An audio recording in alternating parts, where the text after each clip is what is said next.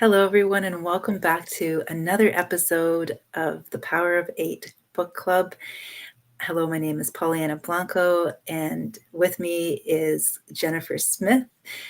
And today we're so happy that you're joining us. We're actually at chapter 13. I can't believe it, Jennifer. I know. It's been great. It's fabulous. And today's chapter is called Leaky Buckets. And of course, we're going to be talking about more than just the chapter. So stay tuned for that too. And we really encourage you, if you have questions or comments or anything you'd like to share in the chat, please do so. And if you're watching this on replay as well too, please, and you enjoy what we're sharing, please remember to like and comment on it, and we'll get back to you. We'll respond to your comments. So, because really this whole book is about the power of coming together and the power of really remembering that we're part of a larger interconnected, almost like an ecosystem, really, And so this chapter, one of the things that stood out in it for me is this. They continue to talk about the water experiments and the power of our intentions to affect water, which again, we are quite high water percentage beings, right? So again, this is like another great concrete example of how if we're, wanting to send positive intentions outside of us to a body of water like Lake Biwa in the chapter, it starts with also how our thoughts are affecting our own internal body of water. And so it was really interesting because what caught my attention, and we were talking about it in the last episode, so if you haven't had a chance to watch that, make sure you go back and watch that, where we were talking about holy water and what makes it holy, is how she talked about, and there's a quote here, I'm just going to pop into it, that she talks about the work that she found with, when positive intentions were set, and this was with a biologist by the name of Bernard Grad, and he had carried out a small experiment watering barley seeds with salt water, which ordinarily can stunt a plant's growth. However, he'd only watered the seeds after each vial of water had been held by one of the three people. And there was one man who had a green thumb. I thought that was neat.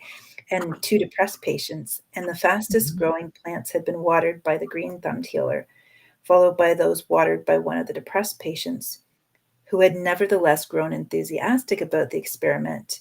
And the slowest growing plant that was watered by the vial held by the most depressed patient, started to shift. So there's like this interesting connection between our thoughts and how they impact our environment, both our internal environment and our external environment. So that's kind of what I felt guided to jump in with today. Jennifer, what stood out for you in this chapter? Well, I'm glad you mentioned that because I think that's so important. And that was the first part of the chapter. That was the main thing that stuck out to me, is how the seeds would grow with someone who had the green thumb because of the positive intentions. And I think that's what we have sprinkled throughout all of our podcasts about how important our intentions are and what that does. And also what it does internally and externally for our world. So that's the main takeaway that I had gotten from the beginning part.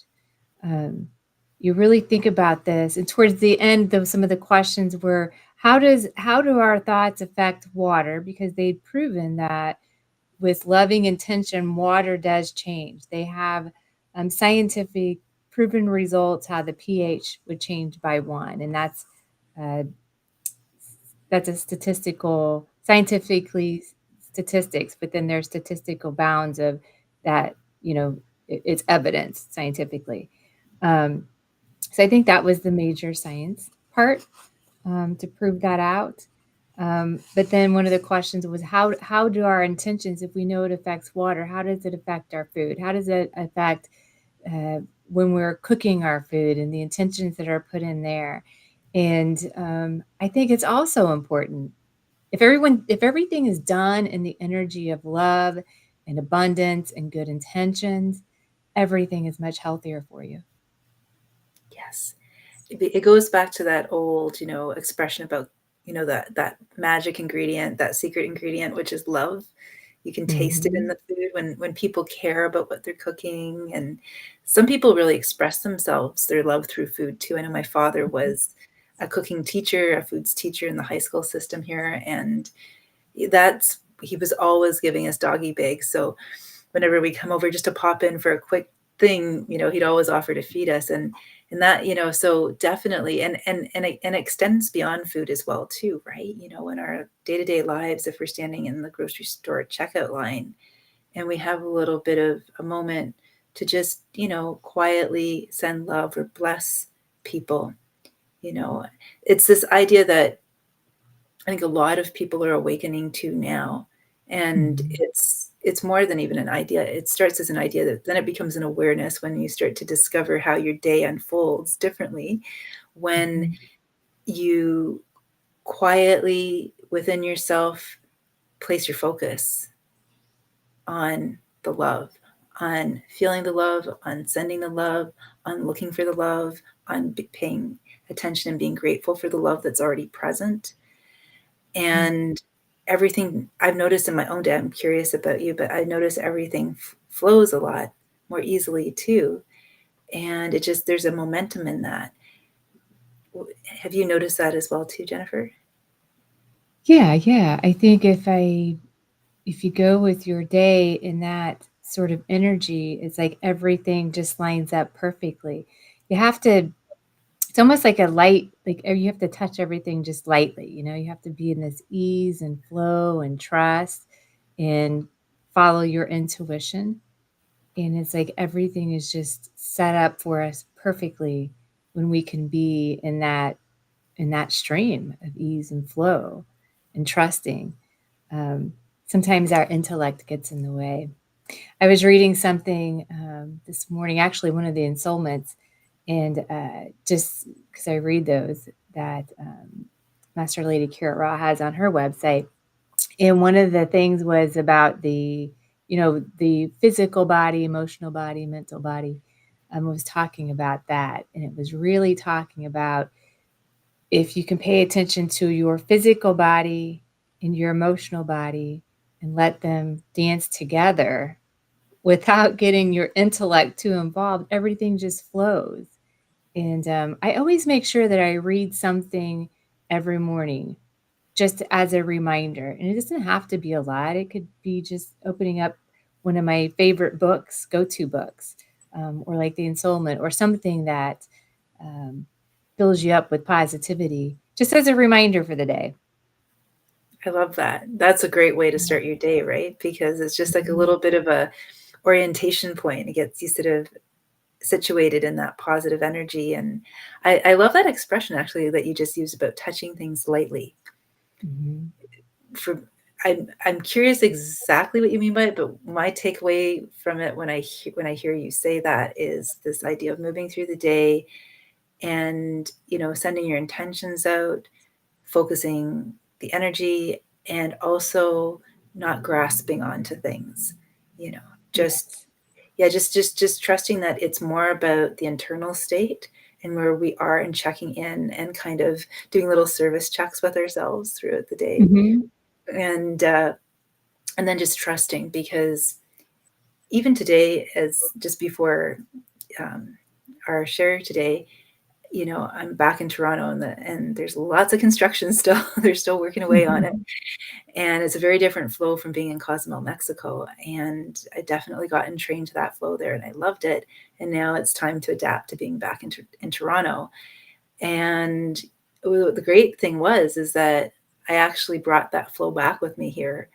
And I Mhm. just said, oh, okay, I'm trusting it's all going to unfold. And it did. And it's there's a grace and an ease in that allowing, and, Yeah.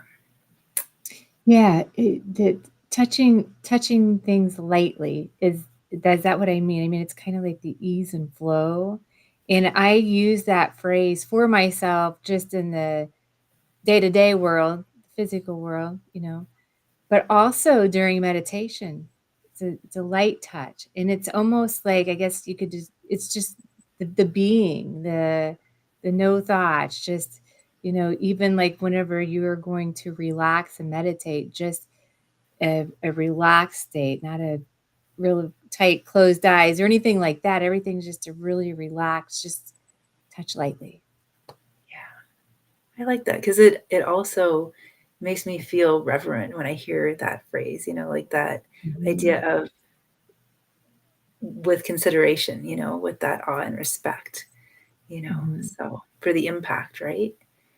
Yeah. Yeah. And not focusing so intently on something, but just touch it lightly and relax and allow some things to come to you too. Yeah. Yeah. There's so many meanings for me with that phrase. Yeah. Oh, I love that. Because that's one of the things too that sometimes we can get so attached to the outcome, and there can be a lot of efforting towards that outcome.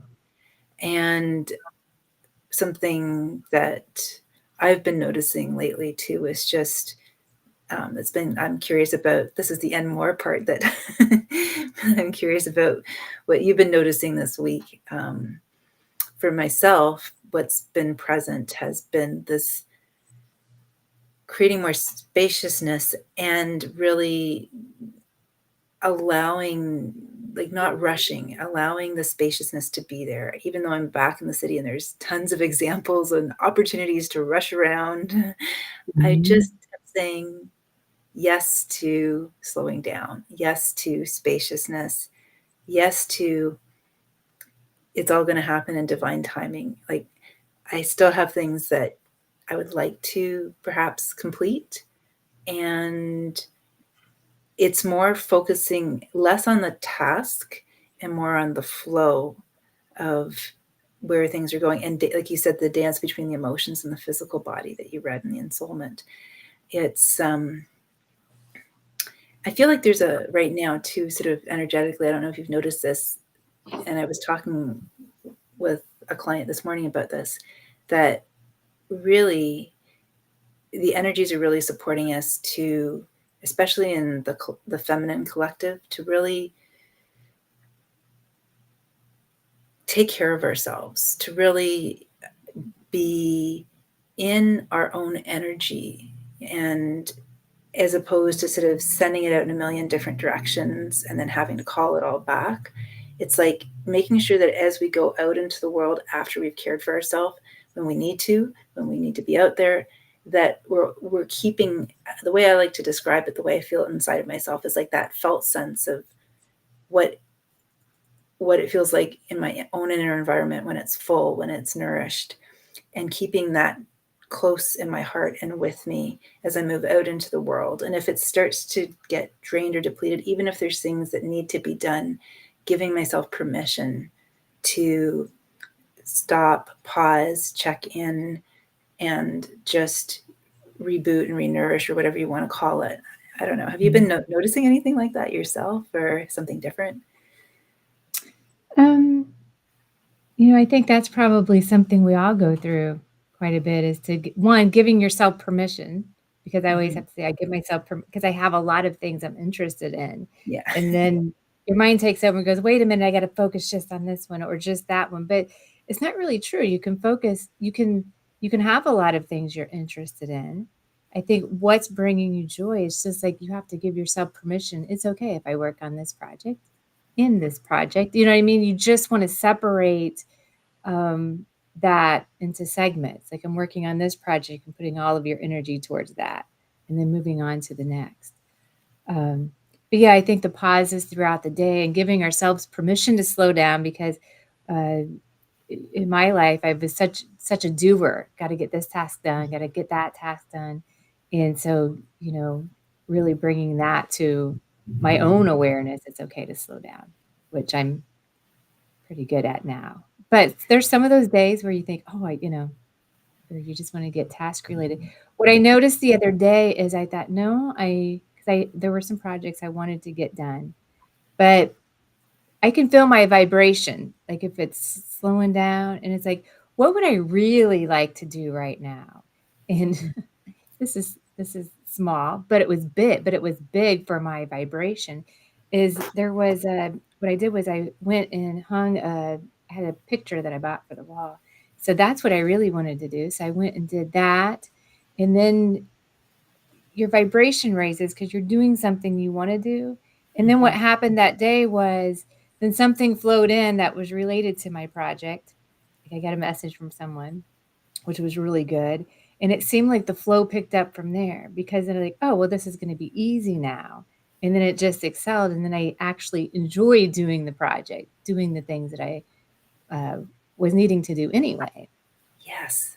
Yes, and that's such a beautiful concrete example, for people listening, because what I heard you saying before too is this idea of sometimes, and I've done it many times myself in the past, of like getting so focused and it has to be completely complete before I can go to anything else. It was very linear, sequential, as opposed to lateral. And I'll do a little bit over here, and then this is calling me over here to come and do that, and then I'll come back to that. I like to call that creative cross-pollinization, right? Where you kind of like a bumblebee buzz from one area to the next, and it does all get done. And I love that example of doing something that following those breadcrumbs, those intuitive breadcrumbs that bring you joy, and then that keeping your frequency and your energy high, and then because sometimes what has happened to me in the past, and I've become much more conscious of it too, is that soul, like that sort of pushing on through. I hear a lot of people talking on just push on through to get it done. And then it kind of feels like a burden or a task or heavy. And then by the time you might get it complete, and oftentimes you do because you're pushing on through, but then your energy feels icky. And then you need even more self-care to kind of get yourself back up, climb out of that little mosh pit that you kind of fell into, right? And where I'm at in my own life is it worth it? Because that creates all of this turbulence, right? Energetically, and drag and slag and all this stuff. And it's like, there could be a kinder, gentler way, right? There is. And it's all set up for us if we could just relax and allow, because we've already set our intentions out there. We've already, it's like we already know what we want. We've already set the intentions because we go through these all through our life. We've contrast good. And so we've already went through what do we like, what don't we like? We like this, we don't like that. I mean, our intentions are somewhat already set. We already know. That we may shift and say, okay, this is the project that I want to do, and provide more intention to that because I do that as well. And then don't pay attention to things that I don't want. So those are some of the things that we can do. But the ease and flow, that's opening us up to receive. That's being in the receptive mode of everything that's coming to us. That's the being part. That's how you receive it. Yes, relaxation is receptivity, right? And when we're in that, it's kind of ironic, isn't it? It's like a paradox where sometimes, there's so much programming around, sort of being faster and faster and more productive. And yet I've noticed in my own life, actually, I'm less productive because I lose that sense of my connection to something larger than myself. That's the divine presence, as I see it, someone else or creative intelligence or something like that.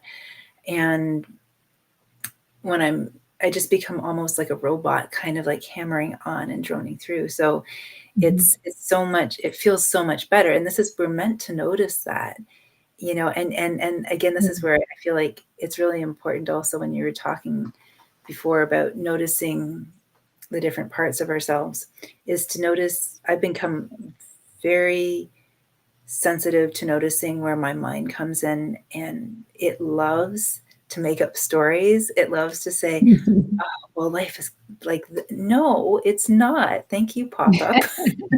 It's like an internet pop-up. I'm like, I'm not clicking on that.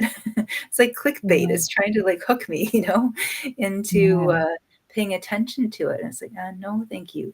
So that's been present too. Like, just, I don't have to believe every thought I think.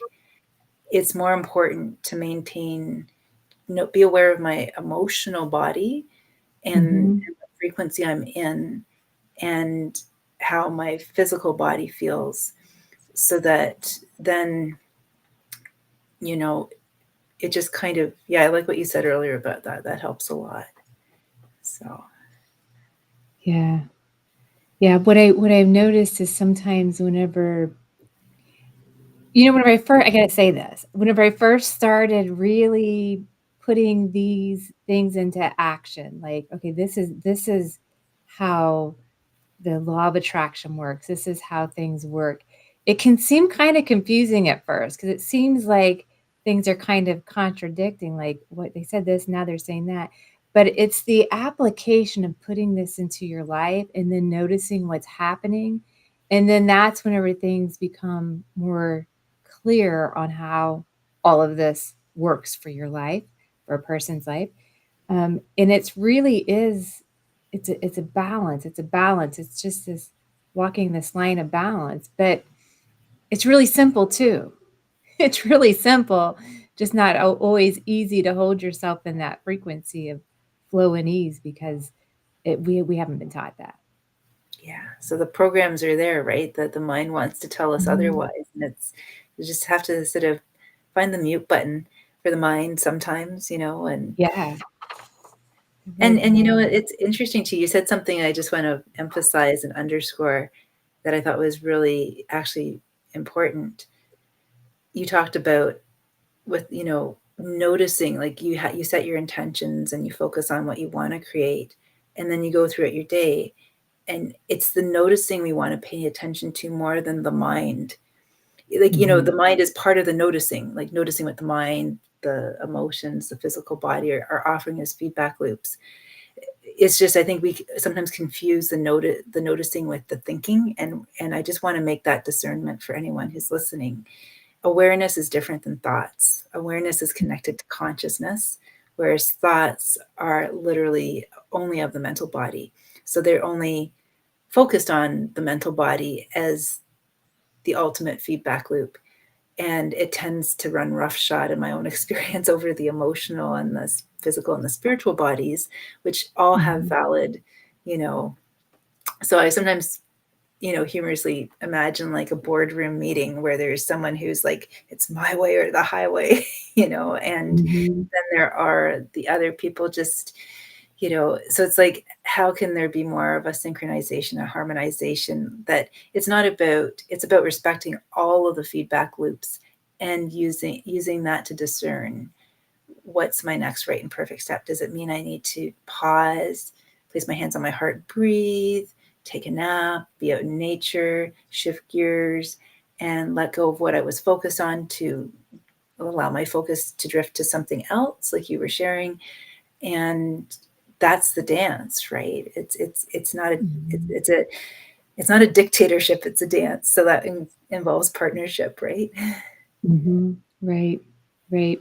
The other thing that's coming up for me is that if staying in that present moment, paying attention to the emotional body, physical body, mental body, all of it, if we can stay present, then that's the best scenario, being present with whatever you're doing. But what I've noticed too sometimes is if we are out of whack a little bit with our emotions and what we're thinking, and whenever I say emotions, I'm just talking about like what we're thinking internally, that's our emotions, not outward emotions, not necessarily just what we're feeling and what we're thinking, is that sometimes the dream state can show you where your emotions were over the day, you know?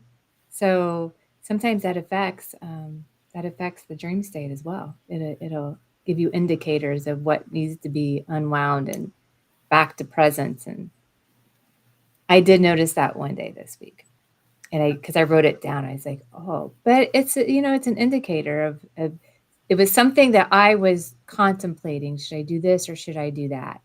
And when you're in those states of indecision, it's like you're creating all of this stuff, and that can show up in other places to let you know, make a decision and move on. Yeah. Yeah, no, that's so true. And again, that's a good example of noticing, right? Because if you think about the choices that people have in front of them after they have a dream, they can focus on, oh, I just didn't sleep well, and get wrought up in that, or oh, I had this, you know, there's so many different, choices we have in the presence of that. Or we can just see it as, like you shared, feedback. Okay, I'm noticing I just need to make a decision about something. And that's Right. keeping it simple, right? As opposed to, it's that Mark Twain quote that, I've been through so many different things in my life, and some of them actually even happened. I'm loosely paraphrasing. So it's like, the beautiful thing about being on this inner awakening journey is that you do get to travel later in time. It's a process of, like, taking the layers of all of this stuff off and just saying, oh my gosh, it's not so complicated. It doesn't have to be It's so not. complicated. And that's where I think some of the natural joy comes in too, right? Yeah. The Yeah. joy of just realizing, because every time that interference pattern, that story that adds a layer of distortion or incongruency or misalignment into the mix, then it's like that actually takes us into a place where we are, it's an opportunity to invite in, um, a clearer sense of, who am I really? Like, it's like, it's almost like if you were dressing up and you put too many accessories on, and you're like, wait a second, people can't even see me anymore. I've got a hat and a scarf and sunglasses and jewelry and necklace and bracelets and, whatever else, a million other things. And it's like, wait a second, who am I underneath all of these, layers, right? And so it's interesting how we spend, I think, a good portion of our life adding all those layers on, and then at a certain point in life saying, it's getting a little hot in here. I'm gonna take some And of all this. we have to do is take them off again, right? That's yeah. But it's interesting how life comes around like that. At least that's how my path has been. Yeah. And Adding. oh, sorry. Okay. Yeah, no, sorry. Something just jumped in. I got excited for a second. I didn't mean to talk over you. I apologize. Um, Judgment. It's a judgment-free zone. When I think one of the ways that we allow ourselves to have that experience is to, when we're doing the noticing, is to make sure we're doing the noticing without the judgment. I think that's a really key piece. Yeah. Self-judgment, I think, is the last thing to let go of. We so quickly judge ourselves. So yeah, that's good. There was something that I wrote down that I was going to share with you because I thought it was so good that I came across. It was I heard someone say this, that when one is connected to source, they are more powerful than millions who are not. Yeah, And a I million who love are that. not. So we talk a lot about the light, being the light. But that's really what that is all about, is that connection, that source power. And it is very powerful because not only does it nourish you and your life, because your doubts and your worries, a lot of them dissipate when you can really be present. And of course it's a human life we're living here, so things come in, but we're aware of it and we can take care of that. But that's really powerful for our lives, and the energy that's associated with that is so powerful. that it can affect many people around us as well in a very positive, productive way, and shifting them into believing in themselves as well. It can create that. So I love that because I think that's very true. I mean, I can feel when rooms shift. Mm-hmm. People Definitely. can see, people who have the psychic ability to see energies can notice when that happens when people walk in, you know. So that's really important. There was another something else that I wrote down. I thought, oh, that's good. I have to write that down. I'll get back to it. So when I can find it in my notes here. The on the chapter Power of 8 Leaky Buckets, the last part of it was all about water again. It was. So That was yeah. interesting. And I really loved the experiment she did with someone meditating on a jar full of water, meditating just one word, focusing that word and that vision into the water. And then they would put down the word and wrap it around the jar. And then other people would come in and try to determine what imprints were in that water, what was the word that was there. And people were able um, to to know what the word was. And I thought that would be a fascinating, fun experiment to do with people. We should do that. We should. Yes. Actually, we could do it actually on one of the shows. Now that you mention Yeah. it, we could Yeah. prepare the water ahead of time and then just actually that's a great idea. I love that.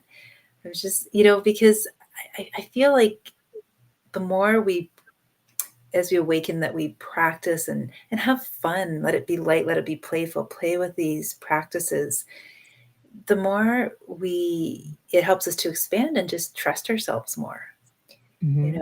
and I feel like it's because again we're going beyond just thinking and understanding, we're going into experiencing. And it's when you experience an aha moment as opposed to just think and receive a thought that's an aha, that's a very different kind of activation, and remembrance, Mm-hmm. because it's and then it makes it easier, I found too, for all the other stuff. It starts to just start to drop away and peel away on its own.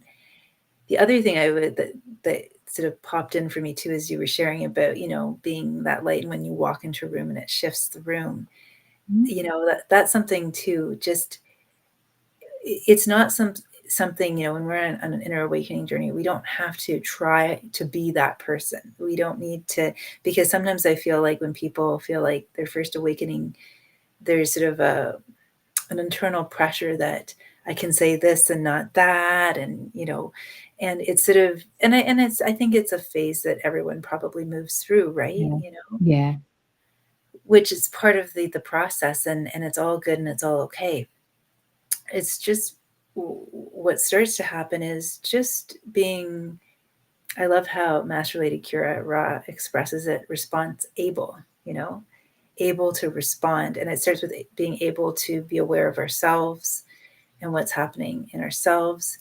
And because what everyone else is thinking, what everyone else is perceiving is really none of our business, right? There's that Right. famous book with that title. Mm-hmm. And so it's more important. And that also helps us to let go of the Velcro of the when we walk into environments. It's like really reminding ourselves that, everyone's allowed to have their experience, and if someone's, moving through a different frequency band than the one we're in, we can notice what we're noticing and then make a choice based on that without needing to make the other person right or wrong, good or bad, or ourselves right or wrong or good or bad. We can just Mm-hmm. simply, as the saying, kind of live and let live, in the sense of just understanding, um, not even understanding, but receiving the gift of awareness, and